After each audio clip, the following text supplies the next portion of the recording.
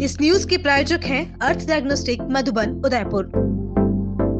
उदयपुर के धानमंडी थाना इलाके में देर रात दिल्ली गेट स्थित सीबीएस बैंक के एटीएम मशीन का अचानक तेज आवाज में सायरन बजने लगा, जिससे क्षेत्र में हड़कंप मच गया। लेक सिटी में बढ़ते अपराधों के बीच देर रात बैंक के एटीएम का सायरन बजने से सभी सकते में आ गए। सायरन बजने से आसपास के लोग और राहगीरों ने इसकी सूचना पुलिस को दी। सूचना मिलने पर पुलिस मौके पर पहुंची और बैंक अधिकारियों को इसकी जानकारी दी। फिलहाल पुलिस और बैंक अधिकारी जांच में जुटे हुए हैं।